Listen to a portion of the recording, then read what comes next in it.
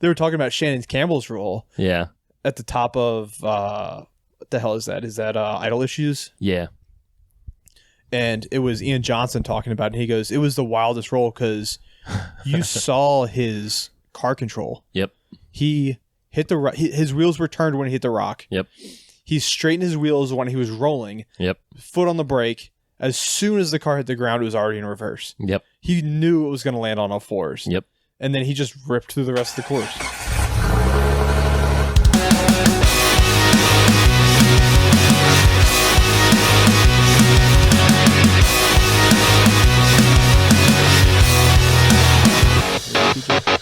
What are we talking about? I don't know. King of the Hammers is on. Let's talk about that. All right.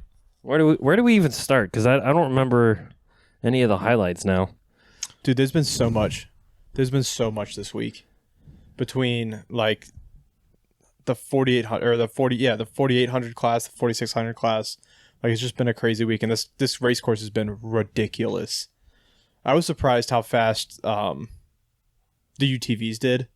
Oh yeah, UTVs finished 2 laps in 3 hours and 40 minutes. They were what, 2 or 3 hours ahead of schedule? I think they were saying. Yeah, they were. Everyone was like, "Well, what do we do now?" The race is over. Dave Cole was like, I need to make this race harder." They were talking about adding a third lap, making the UTV race like the 4400 race. Yeah. And doing full 3 laps. It took them... Yeah, because it's 2 laps for the UTVs, right? 2 laps, yeah. The 44s, I think it was Gomez. Yeah. Who won. I think so. He finished in like 5 hours. Yeah. For the 44, which is fucking crazy. But it was a crazy week all week. Like I watched motos. I watched all the qualifying. I did miss the Class 11s. Yeah. Which I do love. I love the Class 11s. I don't think I've actually watched the Class 11s do anything. I know what it is, but I don't think I've ever gone back and watched any of the old stuff. Yeah, Class 11s are my absolute favorite. I love watching the bugs just rip through the desert. And they did short course. Was it short course last year? I think so. And then this year they did a desert race. Yeah. They did I think they called it a shotgun start. And they had all 100 bugs just go at the same time, like a dirt bike start. It's more of a race though. It's not like the Race of Kings where they're actually going through like all the rocks and stuff. Yeah, it's like a few laps and it's maybe an hour, but it's fun because you're watching these bugs from the 60s just absolutely rip. I don't think I've ever seen that many Volkswagen Beetles, like old Volkswagen Beetles, in one place before. It gets me excited. We saw one in where were we? We were in Purcellville yesterday. We saw one in Purcellville yesterday, and we're like, I was like, I want one of those so bad. I would daily drive a bug. Was it white? No, it was like a baby blue. Oh, Freddie just worked on one. Nice. And Mackenzie's like, I used to know that guy, or the guy who owned that. He drove it to high school, and I'm like, I would love that's like one of my dream daily drivers because you still get like 35 miles to the gallon. The crash test is just a laughing emoji. Yeah. When it comes to a Beetle. Old cars and crashes are not so good. Not good. So yeah, those are sweet. I had to explain because I was watching it at the bar last night. Yeah. 2 different bars. Did you ask to put it on one of the big screens? Do they have screens at Bear Chase? Yeah. Oh, no, I didn't. You could have just asked them to I was just watching it on my cell phone. Project it onto one of the TVs so you can watch it for yourself. But I had to explain it to someone, and they're like, what are you watching? I'm like, imagine race cars that can do 100 miles an hour through rocks the size of Volkswagen bugs. Yep. Then they looked at my phone, they're like, holy shit, what is that? I'm like, it's a race car that's designed for one thing, and that's this race. Like, this is the wildest thing I've ever seen. And then I was talking to the other bar we were at because we were bar hopping last night in Western Loudoun, which is just bar driving. Yeah, yeah. The other guy that I was talking to, he's a local at the wine bar we go to, and he was a former Marine and did all this shit. And he's like, where are they racing? Looks familiar. I'm like, 29 Palms? 29 Palms. He goes, they're racing in fucking the mountains of 29 Palms. I'm like, yep. He's like, dude. Then I showed him, Lauren Healy's car was on screen. He's like, that's a fucking spaceship. Yeah. So, I mean, yeah, it's like, I think they're still running 37s in the 4400 class. For the most part. I think because it's the most competitive tire for rocks and also high speeds. What is it? Is it the Gomez race team that has the UFO chassis? Yeah. Yeah. Those they just had That's one right there, I think. Possibly. I think they had like all 4 of the chassis that they had out there across the line within like the top 15. Yeah. Well, the top 15 too. The first one came across the line in 5 hours. Number 15 was like 10 and a half hours. Yeah. Which is we got home last night and I'm like, oh, I'm going to turn it back on. And it was number like 20 coming through. And it was like 11 o'clock at night. Yeah. I'm like, they've been racing for, at that point, it's been 12 hours. Yeah. What the hell? There's, what was it? I think it was Dave Cole and whoever the Aussie guy is. I can't remember his name. They were talking about Kevin Yoder, I think his name is. He's raced almost every single King of the Hammers except the like original one. And I forget which one. They said he's finished a few of them, but he's still running the same tires that he has. Same tires? Yeah, like the past 4 years. He's like been the running the same tires. Model. And they don't even make the tires anymore. Oh, so it's like the exact same tire every race. Jesus Christ. You're seeing people shred. It was Von Gittin. I was watching Von Gittin talk last night. Like 3 flats. 3 flats at the same time. 2 flats and then another one. Yeah. I'm like, how the hell? 2 flats at the same time and then another one. Dude, and then broke his throttle cable and had to put a keychain or something on it. So first he was saying he was on Thor. He rolled going up Thor while he was winching. He was trying to winch. His winch cable broke. He rolled. So he was. The winch cable didn't break. What happened? The winch point. Oh, the winch point moved. That's right. The boulder moved and it rolled him. That's the winch. It's the winch point breaking. He described it as like a 4,000 pound boulder just rolled down the mountain. I think it hit his car. He ended up upside down. And then he became part of the trail. Yep. Because someone drove over him and ripped off his back brake lines. Pretty much. I forget whose buggy it was. It was towards the end of the time I was watching. Somebody was going through, I think it was King's Vito, coming down through the trail. And it was like to the point where it was getting dark. And like the back passenger side brakes, you could see sparks coming off of it. And I was like, oh God. Yikes. But yeah, then after that, Von Gittin, I think that was after his 3 flats. Yeah. When he was making his way back. So he was driving with no rear brakes and then coming into Hammertown, like 10 miles out of Hammertown. Yep. That's when his throttle cable broke. Yep. He rigged it up with a keychain, driving with a keychain. Hand controls, and they had to have his co-driver downshift for him so they could slow down because he had no brakes. Could you imagine $1 million car? He was driving he's driving a Raptor, one of the right? fun havers. Yeah, one of the Raptors or the Braptors, whatever the 4400. Yeah, it was one of his Broncos. Yeah, $1 million Broncos. And then like the back half of his truck like fell off because Emmy was interviewing him and he's like, "Where's the rest of my truck?" Yeah, and then was it the other Gomez brother? He finished like 12th. Yeah, and he literally showed up with the back half. The sway bar was dragging on the ground. I was watching that too. It was weird. I was watching him go through one of the trails, and I could see the spare tire just bouncing, and I was like, "That looks weird." And then like a couple minutes later, they were like, "He's dragging something. The spare tire's just gone. And the sway bars are just."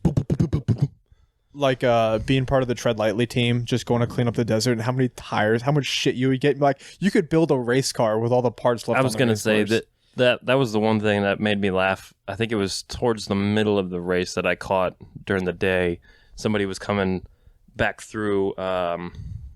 What's the end towards Means Butte? It's the what do they call it? Emerson Lake Bed or something. Yeah, it's towards that one. Anyways, they were coming through the trail, and there was just this shred of a tire, just carcass of a tire, just laying in the middle of the fucking, just there, just the road. I'm like, God damn. Yeah, broken wheels, flat tires, just everywhere, just parts falling off cars. Yeah, you could build a car with all the parts in the desert. But yeah, it was a fun. I only caught parts of it because we painted a shed yesterday. Oh, fun! The shed in the backyard is fully painted now. We just have to paint the trim and put it all together, and then... Is it a she shed or a me shed? It's a full 2-car garage that we didn't get a permit for.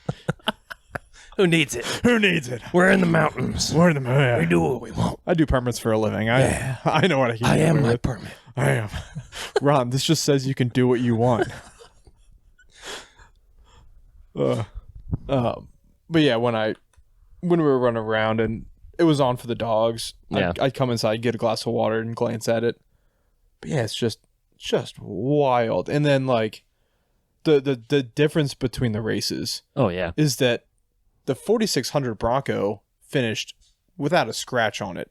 Yeah, on the EveryMan Challenge day. Yep. 2 laps. I could have done it. It would have probably taken me 2 days to do it, but I could have done it in my Cherokee. Yeah. The 4800 fun race. as hell, though. Oh yeah, the 4800 race is just a different level, like completely a different level. Those guys are just different breeds. Yeah, and they're older guys too. Like I expected when the cars were coming through finishing, I'm like, oh, this is gonna be a young guy. What is it? Dan Fresh, I think. Yeah, I think he's another like Fresh. PJ Fresh. He's another one of those drivers that's been here since like the original inception of the race. I think they were saying. Yeah. He's like raced almost every single one. Yeah, short gray hair, mustaches, like true, like our dads. Yeah, pretty much. I couldn't imagine the abuse it would take to sit in a car for 10 hours. Like that hurts just thinking about it, and then being old and do it. Not old. Sorry if you're listening and you're and you're racing and you're an older guy. But it takes you out of it. Takes it out of you. Yeah. Yeah, you hear about like NASCAR drivers and Formula 1 drivers needing to be athletes. Oh yeah. But like these guys are like they race NASCAR Formula 1 races for a few 2 hours at a time. Yeah. 10 hours sitting in the same seat, just covered in piss. Yeah. Covered in piss, covered in dust. You're not getting out of the silt, car. Your own sweat just sitting in it because the fire suits aren't very breathable. Oh, no. I think the only thing we could possibly compare it to, and obviously other listeners don't really understand it, but like thinking back to fire calls that I've been on for like 5+ hours. And by like morning, when you're finally like back at the firehouse, you got to do another 2 or 3 hours of cleanup, and you're just like, and you're just in your filth the whole time. You're like, God, not taking off your turn out. You're just sweating and dying. Can smell yourself. Like, I just want to go home. Now just multiply that by 2, and it's all technical rescue. Yeah, pretty much. Because that's pretty much what they're doing. Is if you're not winching, you're very lucky. Yeah, pretty much. A lot of the interviews I saw, I guess post-race interviews, guys were ripping winch cables. Oh, yeah. Or winch lines left and right. So the co-drivers definitely have to have their A game. Yeah. Yeah, I think it was 110. Yeah. 4,400 cars that started. And when I went to bed last night at midnight Eastern time, which is 9 o'clock there was only Pacific, like 20 there was 20 that were finished. 20, and they'd been racing for 12 hours at that point. I think I saw at least 4 or 5 people that had made it to their second or third lap, and it just got dark, and they were like, nope, I'm done. Yeah, just pulling off. Like, oh, is this another dark? Is this another finisher? They're coming down Chocolate Thunder. Is this another finisher? No, he's just finishing his second lap, and they're like, oh god, getting off before he's miserable in the night, middle of the night. What did they say? I think it was the last Gomez brother and then Vaughn Gittin. They had like whenever they were crossing the line, they said they had at least 45 minutes left to finish another third lap. Yeah, and it was already dark. Yeah, finish the second lap to get to the third lap. So you were starting your third lap in the middle of the night. Yep, and coverage. They cut off at 6 p.m. I think is what they said. No, they cut off 10 p.m. Pacific time. The coverage of it? Coverage. Oh. So people were still racing at 10 p.m. Pacific time. What was the cutoff for 6 p.m. then? That may have been lap 3. Okay. But yeah, it's because that'd be racing from 11 a.m. our time. Yeah. To 1 a.m. our time. Jesus is right. That's half of the drive we took from Vegas to Vegas. I think it was that one. That one looks like the one that lost its tire. Yeah. Yep. Yeah, I think that's just a single-seater UFO. Yep. Which is another wild thing is the single-seat racers. being in your head. They look like so much They fun. look like so much fun. Dude, it's an ultimate cheat code. And I couldn't imagine doing that by myself, though. Oh. Especially if you had to winch continuously. I would need music playing in my helmet the whole time. Yeah. A car I didn't see was Paul Herschel. I saw clips of it, but not on race day, was Paul Herschel's car. Yeah. IFS, IRS, portals, and rear steer. I heard them talking 1,000 about horsepower. Yeah, but I didn't see that one either. What the hell is that? He didn't even finish in the top 20 as far as I know. I think they said the first 3 or 4 were all IFS to cross the line. Yeah. Those IFS cars get it, man. They're wild. I think personally that the UTVs are going to be finishing, which they are finishing top 10 because the Miller brothers finished, I think, top 10 and the other one was top 20. Yeah. But I think the UTV style cars, because that's what you're going to with IFS IRS, are going to dominate the sport. Yeah. Because they handle the rocks, they rip in the desert, and they're just like it's just a reliable style. I don't know the physics behind IFS versus solid axle. I know it's better in the desert because you can articulate individually. Yeah, it's just... It was either Lauren... I'm pretty sure it was Lauren Healy. He was talking about the difference between his solid axle and the IFS one that he drives, saying that the IFS is great in the desert, but you lose out on the rocks because of the steering angle. Yeah. The CV axles can't withstand the steering, but the solid axle does better than the rocks. Yeah, that makes sense. He had a wild story. I was watching his Instagram stories this morning. He posted at it was 3 a.m. our time. Yeah. He had a Pelican box on the back of his car. Oh God. But it was he said it was the Harbor Freight style of the Pelican box. Yeah. Fell apart, dropped all of his tools into a serpentine belt. What? So he's like, I learned my lesson. I'm not buying knockoff shit anymore. I'm buying Pelican boxes. He went through, they had 7 serpentine belts for that car in his pits and remote pits. He was on his 7th serpentine belt when it went bad, and he's like, I just limped it back into Hammertown. I was done.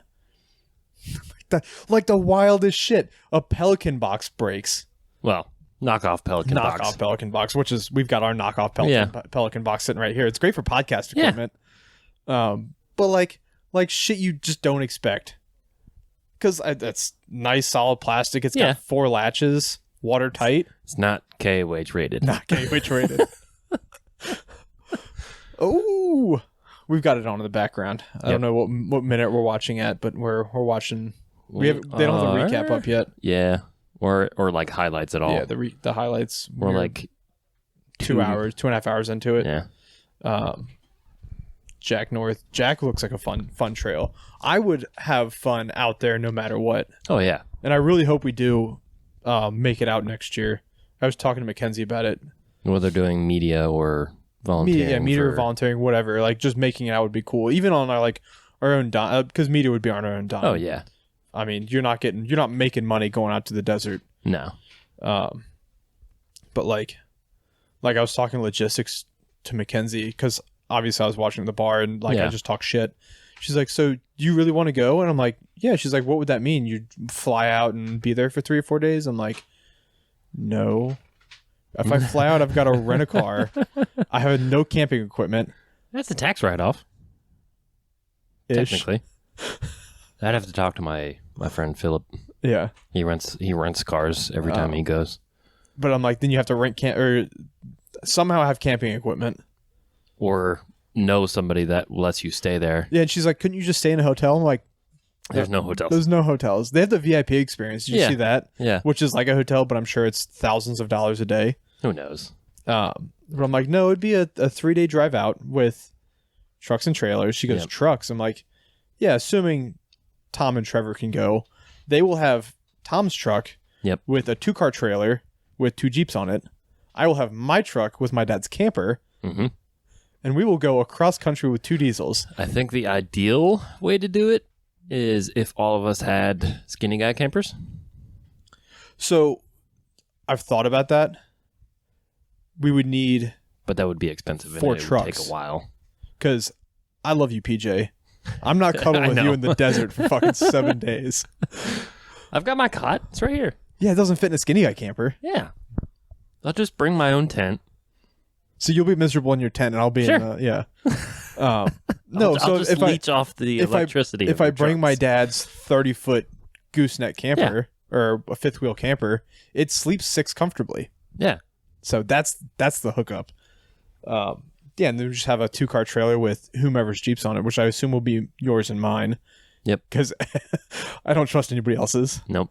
I guess we're doing a shop weekend next weekend to get Trevor's running. I think so. I mean, hopefully we can. Yeah. I don't know. Be cool to see that thing not leave, but be done, and he can take it home. Yeah. Yeah, I'm optimistic for going next year. I think logistics is going to be a nightmare. Yeah, I mean, it would take a lot of planning. Which, knowing our group, there won't be a lot of planning. Well, it'll be hey, I think we're going. Okay, let's go. Let me order the fifth wheel so I can throw my dad's camper in the back of my truck, and we'll go. And we'll have Lauren be in charge of food again. Perfect. She can do logistics. We'll scramble to find a 2-car trailer. Yeah, we'll scramble to find a 2-car trailer because I don't know anybody that has one. Hopefully, Freddie can jump in on it too. Oh yeah, he'd love that. Yeah, I'm very much looking forward to that. I think personally, I'd like to do a. Obviously, I've never been out to the desert, never been out to the lake bed, but I'd like to do an every other year schedule. Oh yeah. So SEMA 1 year. Yep. King of Hammers. That's the way to do it. Which, in reality, it would end up turning into because one's in the late, or one's in the early winter, and the other one's in the, I guess, late winter. Mm-hmm. So it'd be 1 year on, 1 year off. Yeah. Because it'd be SEMA, or I would do it Hammers, 9 months later SEMA, and then not go the next year. Yeah. Because that's just the way it would fall. Because if you were to do SEMA then Hammers, yes, that would be rough. Might as well stay out in Vegas. I know, for real. Yeah, that would be rough. We could just move to Vegas. That was a wild roll. I heard, what the hell's his name? Which one? That one was a good one too. I don't remember what driver that one was. Shannon Campbell. That one. Shannon Campbell. They were talking about Shannon Campbell. That was a wild roll. They were talking about Shannon Campbell's roll. Yeah. At the top of, what the hell is that? Is that Idle Issues? Yeah. And it was Ian Johnson talking about it. And he goes, it was the wildest roll because you saw his car control. Yep. He hit his wheels were turned when he hit the rock. Yep. He straightened his wheels when he was rolling. Yep. Foot on the brake. As soon as the car hit the ground, it was already in reverse. Yep. He knew it was going to land on all fours. Yep. And then he just ripped through the rest of the course. And the other roll, the whatever it was, the IFS blue and red car, he hit and he never came off the throttle after he hit that first rock.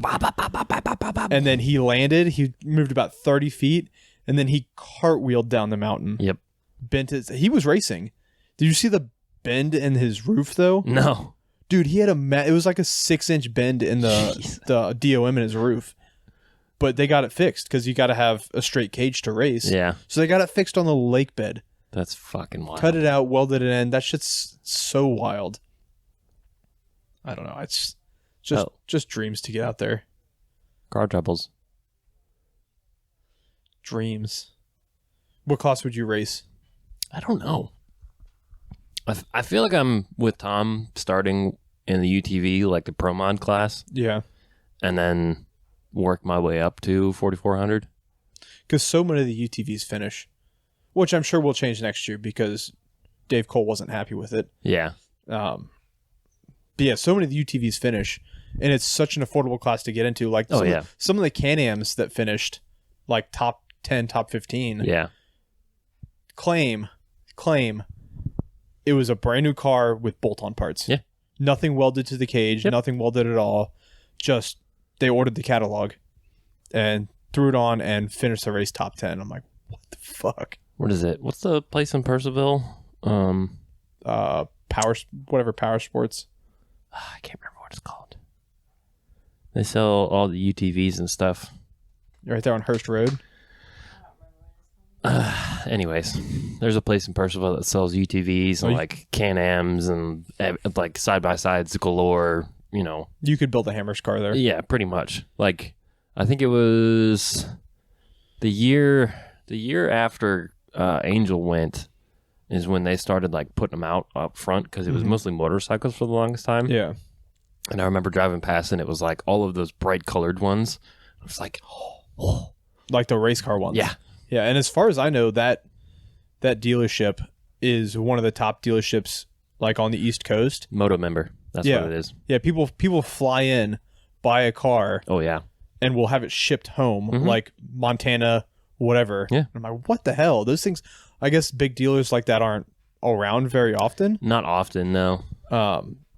Yeah, it's the fucking wildest thing is the UTVs just like fly. I don't remember how much those things cost. I looked it up a long time ago. So the crazy thing is when it comes to a race car, yeah, they're affordable. But when it comes to like a 2-seater UTV, I can't be $15,000?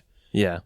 No, they're the 2-seater like race spec ones, not Hammers ready, are like $45,000. Oh yeah, it's like a brand new car. But then you get it Hammers ready, and it's $100,000 car, pretty much. But compared to like 4,500, it's the stock modified class. It's like stock unlimited. Yeah. So you need to have stock frame,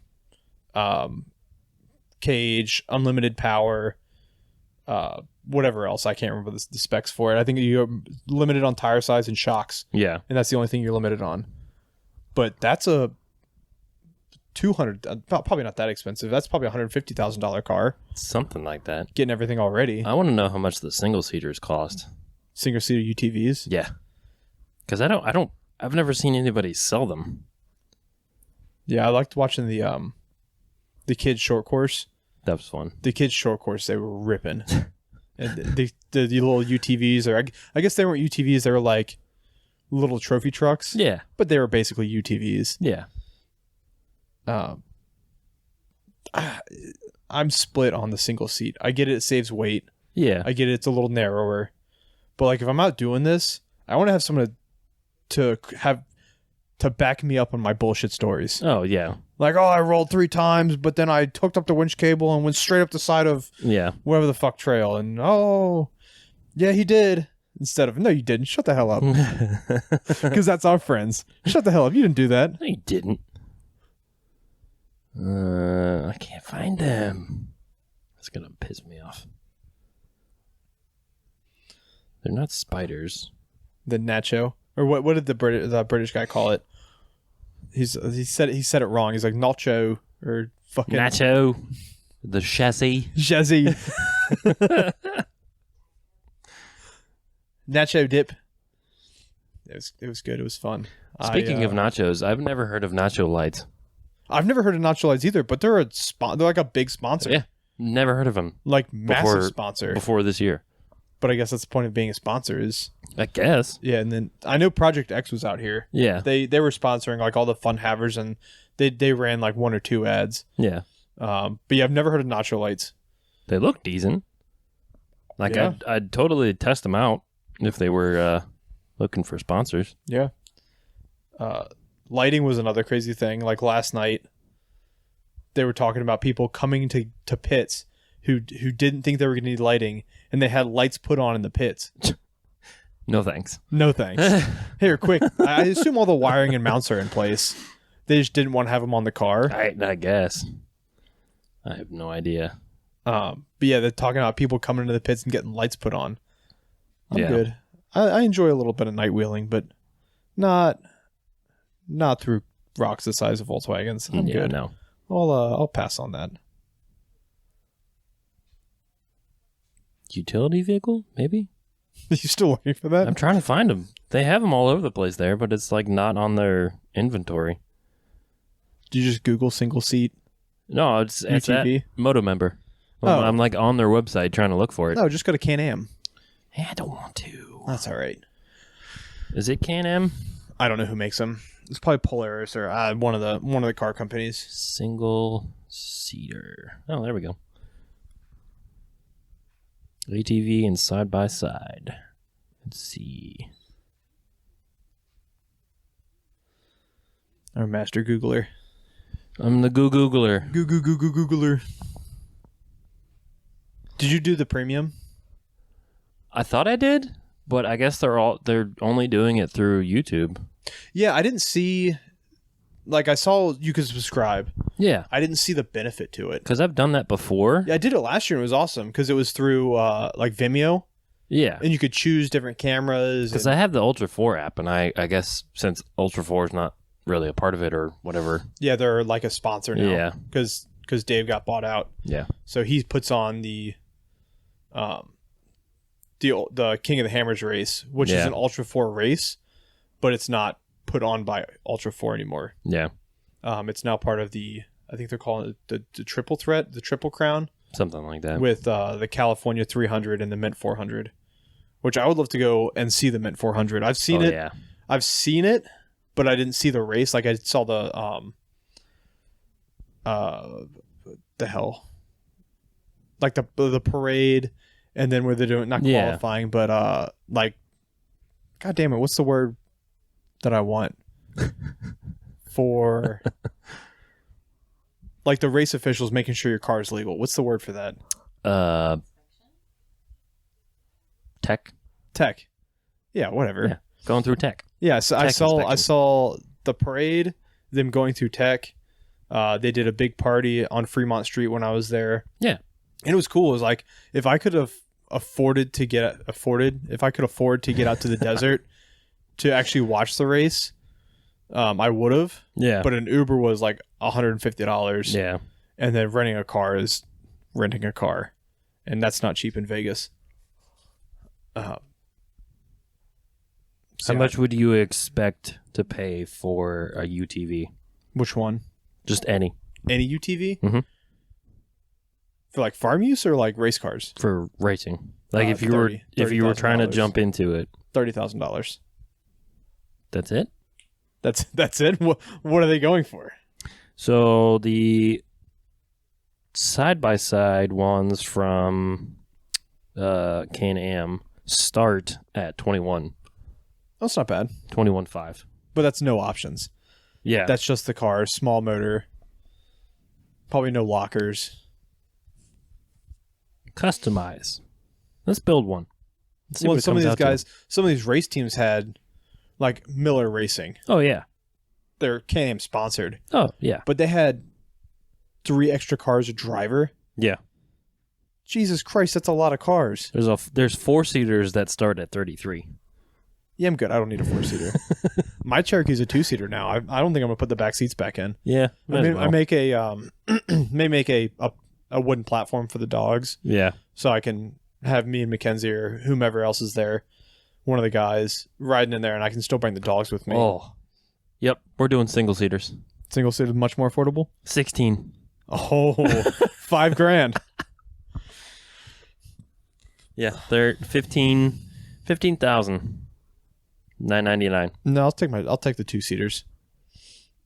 So I want someone to be there to tell the stories with, and someone to help me out because I know I'm gonna get in a bad spot and I'm gonna get frustrated. And I'm just gonna like be done, and I'm also not skilled enough.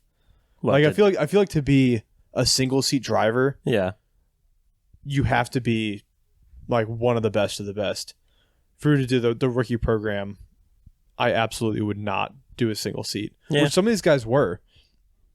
And that was pretty cool this year too. Is you could tell they were rookies because the number plates, the numbers were red. Yeah, they had different colors. Yeah. Let's see. And there was a ton. There was a big rookie class this year. I'm trying to see what it's about a 999cc, 8-valve dual overhead cam inline twin. 8-valve twin? Yeah, I don't know what that means. Yeah, you got four valves per cylinder. I don't know anything about UTVs. CVT transmission, which we all knew that. Well, 900cc would be what, 0.9 liters? Something. Yeah, 0.9 liters with 4 valves per cylinder, 2 intake and 2 exhaust valves per cylinder. Yeah. dual overhead cam. 1,300 pounds. Yeah, rippers. God. That's the other thing with the UTV is the power to weight ratio. It's just so light. Yeah, and you're making 190 horsepower. Yeah. So you're 10 to 1 ish. Yeah. I'm trying to see what like with driver and full tank. Yeah, probably 10 to 1. I'm trying to find some more specs. When these other cars, I mean, when you're getting into 4,400, you're 1,000 horsepower, but the car also weighs what 7,500, 8,000 pounds, something like that.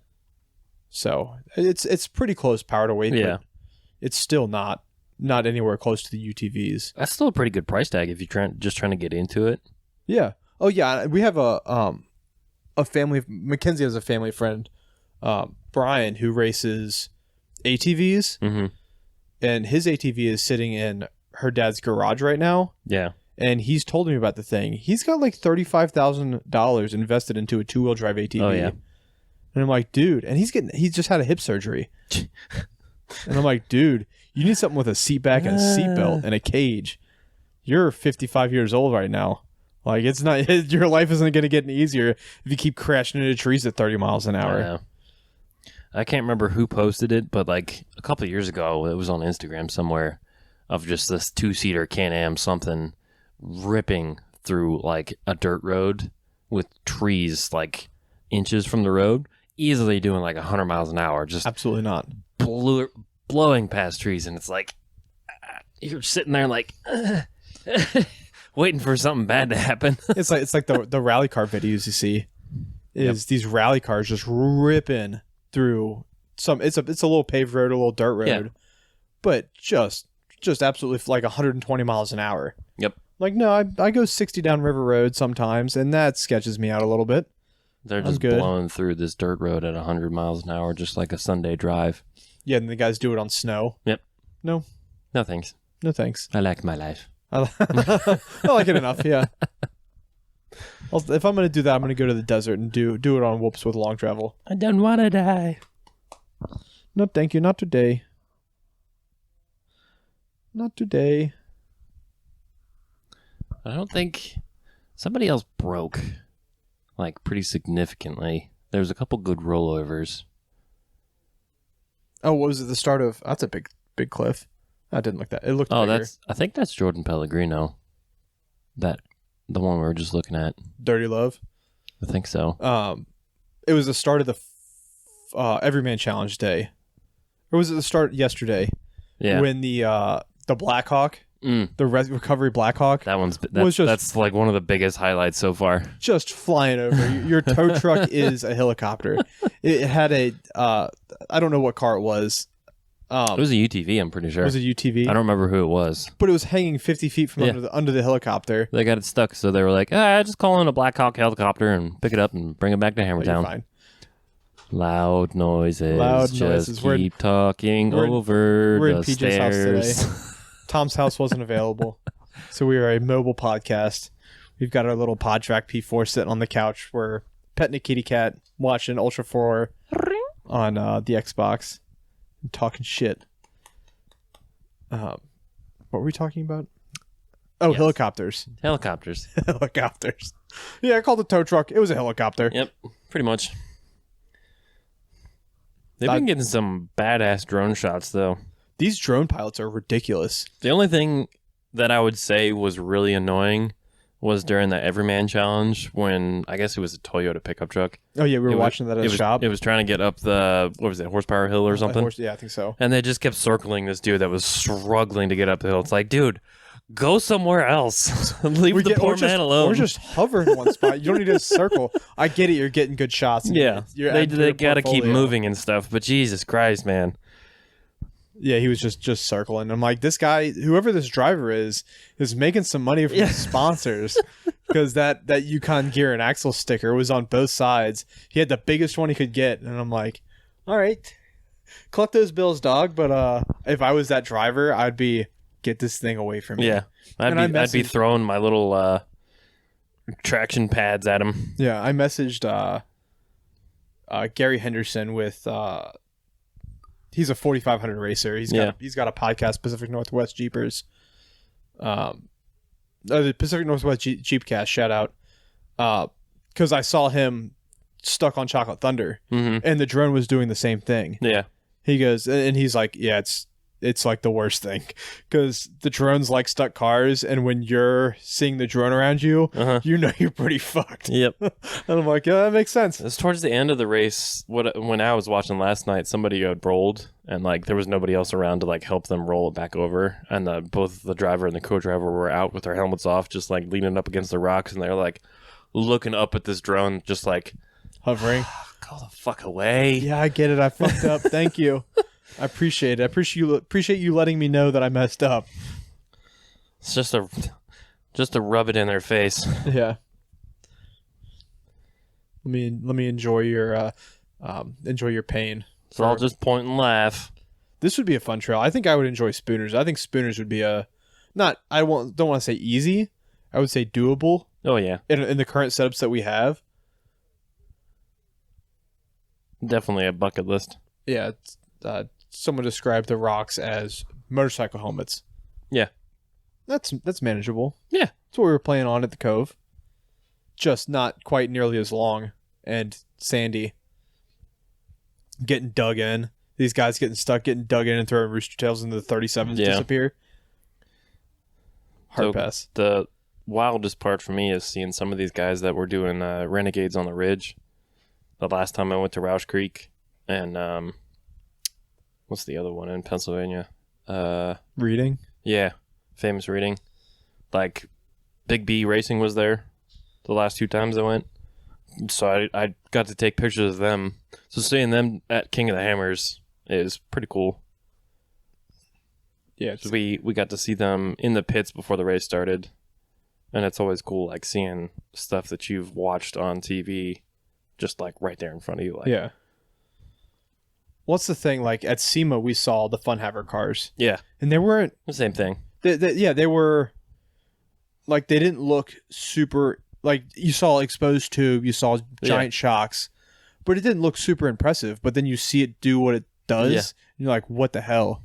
Get to see it in action. And you're like, oh man, that does more than it looks like. Him. What was it? Vaughn or Lauren that was doing donuts and stuff with the and jumping boys? Over, yeah. Yeah, I missed that. I think I was in a class that morning. That one was pretty cool. Yeah, I showed up early that morning for a class, and you guys were sending me videos of guys drifting and Ultra 4 cars jumping over drifting, and I'm like, oh, damn it, I picked the wrong morning for a class. And I think the class wasn't relevant. I'm like, it was supposed to be something else, like social media marketing. Yeah. And it was like aimed towards shop owners and like not social media stuff. And I'm like, oh, this is great. I appreciate this. My friends are having fun watching race cars. Does that dude have a flat tire? Yeah, that's definitely a driver front flat. I guess in a single seat car, you got to call it a left front flat because they're all driver side tires. Yeah, pretty much. There you go. He's going to have to change it. Oh, no, he's not. That's the other crazy thing is these guys. Yeah, you got to change all that stuff themselves. Yeah, get not out of the way, that. drone. It's their. Oh yeah, I got a flat tire, but I'm 3 rock trails away from Remote Pit 1 or Hammertown, so I'm just gonna run it. That's what Vaughn did. Just gonna absolutely send it. I think they said they changed one of the front ones, or 2 of the front ones, and then just left the back one, and they were just going for it until they could get to the pits to change the back one. When I heard a bunch of stories, yesterday from the driver interviews about jacks breaking. Mm-hmm. Because they all have these fancy like Milwaukee M18 jacks. Mm-hmm. Nobody was running high lifts, but everyone's like, "Oh yeah, I had a jack break. I had to do this. I had to do that. Had to perch my front diff on a rock. To change a tire. You got to do whatever you can. Yeah. I'm surprised those are breaking like that though. I was thinking about that yesterday when it got some good action on UTV day. That jack. I'm like, I get it. It's a cool design, but if I was to have one, I would have a impact powered jack. Yeah. So you run your impact gun to run it up and down. It's got the same size drive as your lug nut size. Mm-hmm. I think that would be dope. So that way you'll have. It's a cheaper tool. It's probably more reliable. Mm-hmm. and then it does everything you need it to do, and you can get it. I think you would deploy it faster too. Probably. But I don't design this shit. Someone else does. They get paid more money than I do. I'm also curious to see the process of building some of these chassis. Chassis. The chassis. Chassis. Millet chassis. Oh, they have to be like the initial design of it has to be a nightmare, like a CAD nightmare. Oh yeah. And then testing, and then running through articulation on CAD, and trying to do high speed stuff on CAD. It's engineering. But once you get the first few concepts made, if you will, yeah, then you just get a jig setup, and you just start cutting shit, and you're just laying on the jig and welding it together on the jig. Leah and Brent are building a Rock Lizard buggy right now in their garage. Really? Damn. Yeah, with a Ford EcoBoost VTEC, or not VTEC, whatever it is, E-Tech, whatever it is. Yeah, the E-Tech. Yeah, it's the 4-cylinder E-Tech turbo, and I'm following that. EC Wheelin'? What the hell is his Instagram? I'll have to find it. But that's fun to watch. Is he's going through the whole design process of putting an engine in a frame and doing all the geometry, and he posts up every now and then. If you want to try and find him, her Instagram is She Crawls. That one's pretty easy. Yeah, and one word, right? I'll find his. Yeah, it's one word. She Crawls. Yep. SHECRAW. Follow that on the Dirt Drive. LS. Follow us on social media at the Dirt Drive Podcast. We'll drop. Shameless plug. Shameless plug. You probably already do, hopefully. No, I don't know where it is. It's funny to see Icon in this race too. OG Wheelin'. OG_Wheelin'. He's building it's two, from what I understand, when I was over there, when we did the podcast with her, he had two Dana 60s. 99 through 04 Dana 60s. He was just going to run one backwards so he could have rear steer. Yeah. Which is hard on the gears. Yeah. But if you set it up right, it's not that bad. And I'm pretty sure it's a Rock Lizard chassis. It's pretty wild. Check out OG_Wheelin'. It's fun. I like to live vicariously through other people's builds. Right. That's like all of my photography friends that are at the King of the Hammers right now. Just following them along. Just watching the Instagrams. Like, God, pretty much. They've the three of them have gone frequently the past couple of years, and then my buddy Billy, I've known for years now. He's been into wheeling for as long as I've known him. He was doing pit crew stuff with somebody he knows, but where he lives in Tennessee. That'd be fun. I'm gonna try, and we've got hopefully we've got a few interviews or guests coming up with guys who were there this year and that usually race but couldn't make it. Yeah. And I would love to try and like weasel my way into a pit crew spot too. Oh yeah. Because I think that'd be fun. Because then you would be, I mean, the volunteer stuff, you kind of got a mission. You kind of got a course. The media stuff, we wouldn't like. I don't. You shoot photography. Yeah. I don't. So my media stuff would be pretty much just making contacts. Yeah. Just networking and then recording podcasts as often as we can.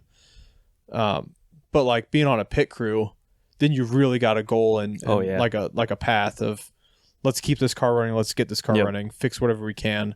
He has a mechanical background too, so it was kind of a no-brainer for him. And he's followed King of the Hammers and wheels. He's building a Toyota 4Runner, I want to say. No, some older Land Cruiser, like a two-door Land Cruiser. Oh, nice. He used to have a YJ. I don't remember what's happened to it. Billy, send me a text. Did you see the speaking of Toyotas? Did you see the 4Runner in the EveryMan Challenge? No. There was a 4Runner EveryMan Challenge car. Like a newer one? Yeah, it wasn't the newest generation, but it was like the previous generation. Like the Lexus style one? The one that Adam Killen, the one that Tom put the bumper on. Oh, it was, yeah. Bedlined. Yep. It was that generation. Mm. And he was racing EveryMan. I don't know if he finished, but it was a cool car. It wasn't dealership sponsored, but they all worked at a Toyota dealership and they were all service techs at the Toyota dealership. That's the way to do it, though. Yeah, it's like your friends are good techs. Mm-hmm. I don't know if my buddy's a good race car driver. Well, that's why. Like out of everyone in our group, who would be the race car driver? I don't know. We're all like pretty skilled drivers at this point, I feel like. And forget. I think I was riding with Trevor last time when we were like trying to decide between me, Trevor, you, Tom, Brian. Brian's not a race car driver. I mean, would you? What? How long has Tom Walk been wheeling? Tom Walk isn't a race car driver. Yeah. That's like we were trying to figure out who we could envision actually doing one of these, whether it be with a UTV or 4400 or just a short course at this point, like just to like somebody to get into it. Personally, I think it'd be you and me, and we'd switch off spotting or co-dog and driving. Yeah. I think because watching you wheel, you're a fucking great driver. And then thank you. I like to be a little selfish. I think I'm a pretty good driver too. I think I lean on the car a little bit, but I think I would do good in a car. I wouldn't want to start with this race. Absolutely would not want to start King of Hammers. I feel like I would want to do it if the opportunity was given to me. Oh yeah, if someone wants to give us a car, like if it was to go out there, if it was just like a free shot just to go, hey, here, go race this race. Doesn't matter if you finish. I'd be like, sure, yeah. Whatever. Gear Monkey didn't make it this year. If he would have said, hey, I can't make it, I've got stuff going on, but if you want to come to Georgia and get my car, yeah. I'll let you race with my car. We've already paid race fees. Yeah. Just get a crew together and you can go race my car. I would have left immediately. And I'd apologize to my wife because we would have just gotten home from Dallas. And I'd be like, hey, sorry, I love you, but I'm going to go race a race car in the desert. I feel like if we were going to do a team, it would definitely be all of the nerds. Yeah. We'd definitely bring Freddie. Oh, yeah, our crew. So our immediate crew has to get bigger because there's only 5 of us that are reliable mechanics, I guess. I wouldn't even call myself a reliable mechanic. I can just fix shit if I need to. Yeah. I mean, you don't need much to get by as far as like trail fixes. Yeah, especially with like a solid axle car. If you break an axle shaft and you don't have one, yeah. I mean, changing an axle shaft in the rocks would be a nightmare. Yeah. That's pretty much you're done. But yeah, like the basic trail fixes, like I threw a belt. Okay, that's easy to fix. Pop the tire, swap a tire out. I feel like anything more than that is your car is pretty much done. Yeah. Like if you got a IFS IRS car and you break an axle shaft. What's that? Yeah, the back half of his Bronco is just missing. Oh, nice. I missed that. Oh yeah, I saw that when did he finish or no? That's when he was on the stage. He was like, "Where's the rest of my truck?" Yeah, I feel like an IFS IRS car is I want to say easier to fix because you can take a lot of those cars apart without like really digging into it. Yeah. If you break, I guess unless you're free float, which I assume we would be. Yeah. If you break an axle shaft, you still got to get in there and dig. Yeah. Like, and get greasy and get all that nasty shit all over you. If it's an IFS IRS car and you break an axle shaft, you're not getting any gear oil. You're not getting into anything nasty. Somebody had to weld their diff or axle back together. Forget who it was. Yeah, I saw that. I think it was, I don't remember who it was either, but they pulled into Hammertown after lap 1, which is the desert lap. Yeah. And they had broken the case of their differential. It was just like the third link. Puddling. Yeah. Yeah, it was the third member was loose? Something like that. Oh, that's a sideways car. I can watch this shit all day. Oh, yeah. I love this. I can't wait for the highlights to come out. That'll be fun. Yeah, it's going to be good. Was that... No. That looked like... What's the monster car? Damn it. Oh, Shannon Campbell? Yeah, that looked like Campbell's car. Yeah, he didn't get much coverage yesterday. I don't even know where he finished. I don't know if he finished. I don't remember. Because like I said, it was, 10 o'clock our time. Yeah. 11 o'clock our time, and only 20 cars have come across. Yeah. Did you watch and the... two were UTVs, 2 were the Gomez brothers, and 2 were the Fun Haver cars. Did you watch any of the mandatory drivers meeting? No, but I heard about it. Oh my God. I heard Dave Cole got ornery. Over a VCP. There was like a VCP at the start of the trail. Yeah. But there was no VCPs on the trail. It was between Vaughn and Dave, and then Lauren Healy, and I'm pretty sure he was talking to Terry Madden at some point. Yeah, I heard that Terry Madden was involved. It was like when your parents have an argument for like the first time when you're a kid, and you're like, oh, what's going on? Yeah, but I think it was, I don't know what trail it was. There was a VCP, virtual checkpoint, at the bottom of the trail. Nothing on the trail, and then a VCP at the top of the trail. And Dave's just like, he's like, if you don't run the trail, you're disqualified. If you what did he say? If you don't know the course by now, come up here so I can shake your hand and I'll give you your money back. Yeah, I'm serious. Yeah, because guys were trying to find the go around of I'll hit the VCP, I'll veer off, go up the mountain another way because it'll be faster, and then I'll hit the VCP at the top of the trail and I'll keep running from there. Yep. When Dave's idea was not that. No. VCP at the bottom or run the trail, course, and VCP at the top. the way it's planned and mapped out. Yeah, if you're coming to KOH to run bypasses, you're coming for the wrong reason. Yep. Which I get it. You want to go as fast as you can and win the race. Yeah. But you got to follow the race course. Yep. It's like cutting corners in Formula 1 or NASCAR. It's a Ross Chastain of wall riding. Yeah. Which is like it sucks when you see like Vaughn Gittin Jr. like who people will look up to. Like he's a big name in the automotive like he was a drifty boy. Yeah. He was like did he ride dirt bikes too? He's got his hands in almost everything. And to see him and Dave Cole like go at it like that on live TV because he wants to find like the shortcuts, you're like, oh, what? Well, it's the competitor in you. It's It's if I can find an easier way to do this, I'm going to because I want to win, and I don't want to break my car. You can tell who the race car drivers are. Yeah, the ones that race for like companies themselves, not just a race. Yeah, it's a lot. I think it's a lot of the 4,400 guys they're professional race car drivers. Yeah, like the other classes, it's like hobbyist level. Yeah, probably even the UTVs are hobbyist level. Yeah, pretty much compete for $100,000. Yeah. Which, and some of them like they're given like the Can-Am sponsorships when in reality they're just doing it for fun. Yeah, and they don't really care if they don't. Can-Am's like you're decent at this. Let me give you a car. Yeah. And then was it UTV day, or was it yesterday?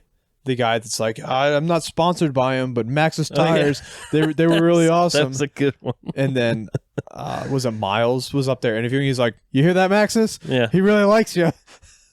He's looking for a sponsorship. I mean, they're parked right there. Yeah, they had premium real estate for their truck and trailer. The Maxxis truck was at Renegades too. Yeah, that one was pretty cool. Yeah, it was the Maxxis truck was at Expedition Everland East. We saw it there too. Which I guess you weren't there this year, but you'll have to come with us next year. I didn't get to go. That was fun. Looking forward to doing that again. Oh, there's another upside down car. Yeah. I think that's what I think. When we discussed it, if we were going to do the... Ooh, big roll. God damn. If we were going to do if we actually go to do volunteering, none of us have cars that can do rock recovery. So we would have to do desert recovery. Yeah. I mean, you could technically do rock recovery if you just like positioned it somewhere specific. Yeah, you got to get there first, though. Yeah, but like if we did, if you break your recovery vehicle on the way to race day, like in the middle of the trail, when they were doing qualifying, they had guys just like positioned in certain spots so they could just pull them wherever they wanted. But you'd need like not a buggy, but.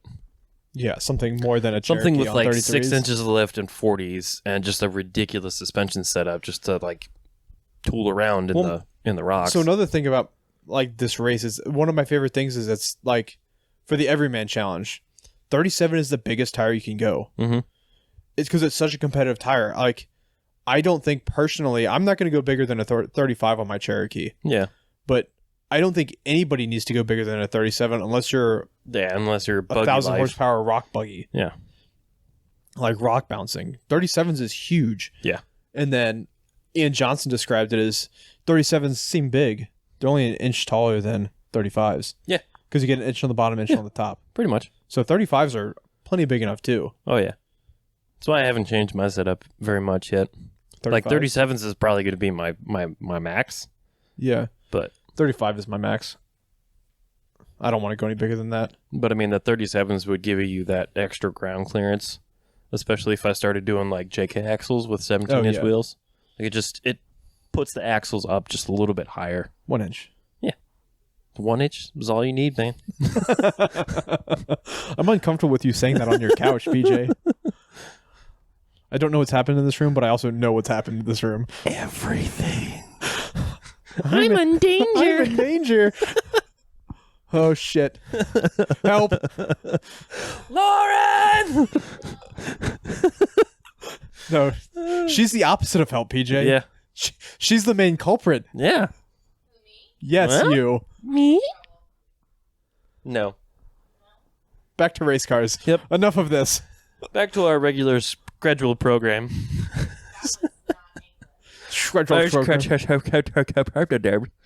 What else? What else do you have to say about Ultra 4 racing there, Peter? Sorry, I'm working on it. I'm sorry. I'm working on not going. I'm going to take your glass of water back. Oh, what a mean guy. I already ate my apple juice. Applesauce. Sauce. Glizzy sauce. It's glapple sauce. Glapple sauce. We're renaming it. It's getting weird again. Yep.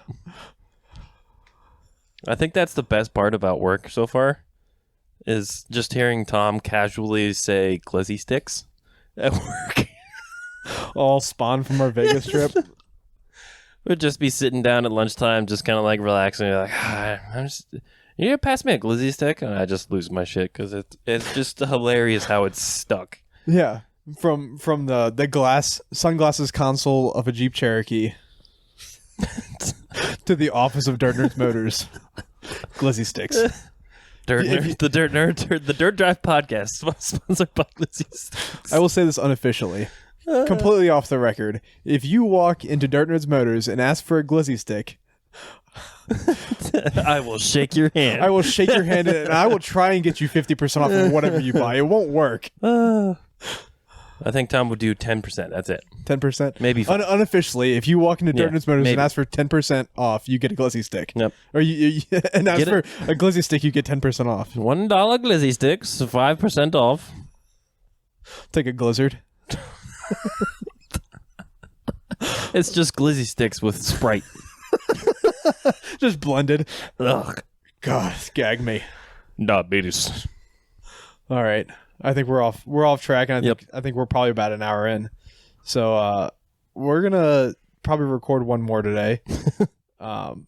We enjoyed King of the Hammers. We looked forward to going. And please, if you race, if you know someone who races, if you attended, we don't care. Hit us up. We'd love to have you on. Share some stories of King of the Hammers. Yeah. Even if it's like last year's. Yeah, if you've ever been. We got a little bit from Angel from when he went. We've got a few guests. I think we've got 3 potential racers we're going to have on. I've talked to 2 of them. I can't get a hold of the other one, but I know they're local. The Schoolies are local. Yeah, we'd love to have more. We'd love to learn more about the race, and especially going not as rookies next year, but as rookie attendees. Mm-hmm. I think even being a rookie attendee, there's shit that you need to know. Yeah. You shouldn't just show up because you'll probably get your shit pushed in. Or like just for showing up unprepared. Some of these people that didn't pre-run just blow my mind. Yeah. Or didn't pre-run the race at all, didn't qualify. Was it Mischief Maker? She like showed up like the day of Race of Kings. I thought she raced 4,500 class. I don't remember. I can't remember what she was in. Mischief Maker, if you listen. Yeah. Holly Fowler. Hit us up. We'd love to have you on too. Thank you for listening this week, everyone. Question mark? We're enjoying doing this. I we never really did an intro. It was just me and PJ, if you can tell. Just the two of us. Follow us on social media at the Dirt Drive, Dirt Nerds Offroad. We post every episode a week late to YouTube. We are working on more YouTube videos. We've got one up. If you listen to last week's podcast, which I think I named Tom Blows Up His YJ, we've got a video to go along with that on our YouTube that our good buddy put together for us. So it's pretty good. Check it out. Please like and subscribe and rate our show on whatever listening platform you're on. It helps us a lot. Yep. What else am I missing, PJ? Instagram, Dirt Nerds Offroad, and the Dirt Drive podcast. I do have a YouTube. Not a YouTube. I do have a Twitter. Yep. I think I've reshared one thing on Twitter. Do we have a TikTok? Dirt Nerds Offroad TikTok. Trevor runs that. Buy more stuff. We don't have a lot of stuff up. I'm working on that too. Stuff and things. Support our stupid decisions. Maybe it'll pay for our trip to King of the Hammers. Maybe it won't. Maybe it will. Yeah, maybe. We'll call sponsors. Hey, I know you don't contribute I know you don't really know who we are, but you gave us a promo code. Will you send us money? Please, sir. I'm trying to do hood rat shit with my friends. Thank you for listening. We will see you guys next week with PJ and I again. Audios. See ya. Audi OS. Audi 5000. Audi 5000.